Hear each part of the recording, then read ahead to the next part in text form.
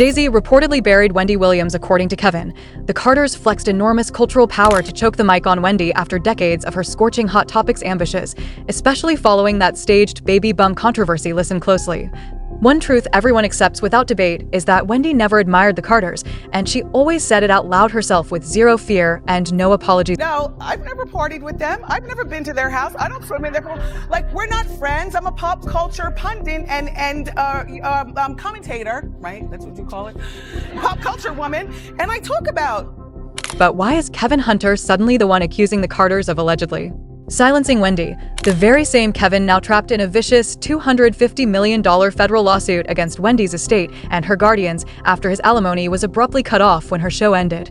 A financial blow so severe it reportedly pushed him toward homelessness. So is Kevin finally exposing the dark truth about how the industry really treated Wendy? Or is he spinning a dramatic, headline-grabbing story to stay relevant and financially afloat while Wendy suffers through the most fragile chapter of her life? And isn't it oddly convenient that he's raising these claims just as Wendy is mourning her father's death, because something about this timing feels wrong? But let's go there. As Wendy has battled guardianship control and serious health struggles like frontotemporal dementia, Kevin Hunter has grown louder about the powerful enemy she made, painting himself as the lone protector standing between Wendy and the celebrities she offended. And if there's one name that constantly came up on her show, it was Beyoncé, with Wendy repeatedly mocking her speaking voice, claiming she sounded uneducated and needed closed captioning, even suggesting Beyoncé didn't deserve a Disney role and that Alicia Keys should have gotten it instead, while insisting Beyoncé would need elocution lessons to clean up her Ebonic delivery for a family film.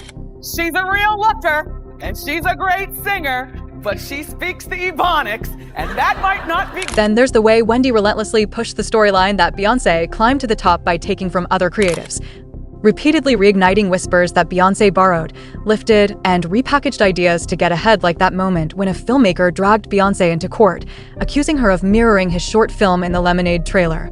And on air, Wendy didn't hesitate. She pulled out so-called receipts, lining up visuals of graffiti, garages, and grass, pausing long enough to let the audience connect the dots before reminding everyone that this wasn't even the first time Beyoncé had been accused of pulling inspiration a little too closely from other artists. And play around with pregnancy. I've had so many miscarriages, and I beg God so much for my own. I just don't like to. And all right, here's some alleged conspiracy theories. Number one, the baby is helping Beyonce's. I mean, it's not as if Wendy was flat out lying, because BA has faced repeated accusations over the years from different people claiming she took ideas from other artists. For example, remember when Beyoncé covered Desiree's song Kissing You for her album Birthday, renamed it Still in Love, Kissing You, and then credited herself as a songwriter even though no final agreement to use the song was ever completed. Despite that, Beyoncé allegedly moved forward anyway, re-recorded the track, and even filmed a full music video. Once Desiree realized what had happened, she took BA to court, seeking $150,000 in damages and demanding that the song's distribution be effectively halted. And beyond that case, there's also long-running speculation that BA's rise to superstardom came from outright lifting Amory sound, especially since the original style her label first created for her was widely seen as a major flop. Doing Beyonce stole her steez. Oh, you think so? Look at Crazy in Love video and look at A. Marie, Why Don't We Fall in Love. Why don't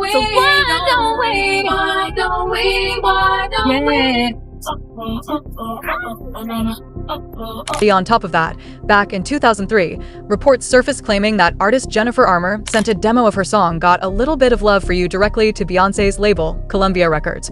And then, just months later, she heard Baby Boy playing on the radio and felt an unsettling sense of déjà vu. Convinced the melody was far too familiar, Jennifer Armour eventually filed a lawsuit. But the case collapsed because she couldn't legally prove to the judge that BA had physically heard her song beforehand. So when you look at the pattern, it's clear Wendy wasn't just inventing accusations out of thin air. But the real breaking point, the moment everything exploded, was that infamous fake baby bump scandal, when Wendy openly discussed allegations that Beyoncé staged her pregnancy, fueling theories about surrogacy or even adoption, and pushing the controversy into territory that shook the industry to its core. Adopting, but they're going to play it off like it's allegedly, that they gave birth. I don't know, but I can.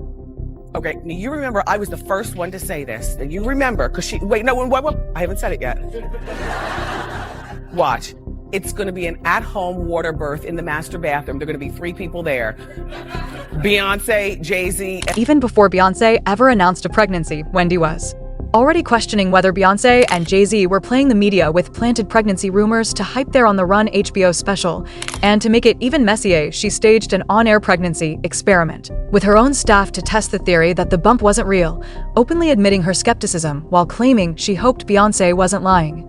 And the baby bump debate became so massive that Wendy later pointed out she was the only one catching heat despite everyone talking about it. And honestly, if you dig through the Wendy archives, you'll see she dissected nearly every uncomfortable detail of Jay-Z and Beyoncé's lives, from her breakdown of the Lemonade era to Jay-Z's infidelity and speculation that Becky with the good hair pointed to designer Rachel Roy and other alleged mistresses, while also covering Beyoncé's Bow Down controversy, her tension with Rihanna, her fallout with Carrie Hilson, Kelly Rowland admitting jealousy in Dirty Laundry, Beyoncé's alleged disapproval of Tina Knowles dating Richard Lawson due to rumored Scientology ties, even suggesting Beyoncé's Instagram moments with Jay-Z were staged by publicists.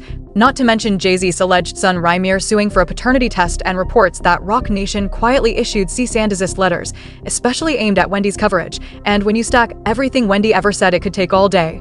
So while it's easy to see why the Carters might want her quiet, the real question is why Kevin Hunter suddenly wants to play whistleblower now, especially since these claims only surfaced after his alimony checks stopped and his $250 million lawsuit, allegedly filed without Wendy's consent, was thrown out, raising eyebrows about why he stayed silent until foreclosure and financial ruin loomed, particularly when he kept chasing Wendy's money through court filings accusing her of fraud, misrepresentation, and misconduct, citing affidavits from her friend Regina about bank balances, challenging guardianship, demanding Wendy appear in court herself, all while past stories accused Kevin of trying to silence Wendy too, with whispers that he and production allegedly kept her medicated to control her career just as she planned a radio comeback post-divorce. And now suddenly Kevin is painted as her protector, a role Wendy herself rejected during a fiery late 2025 TMZ live call when she labeled him a money grabber and accused him of always trying to take what's hers, leaving the possibility that this is just another attempt to get back in her good graces and restart alimony.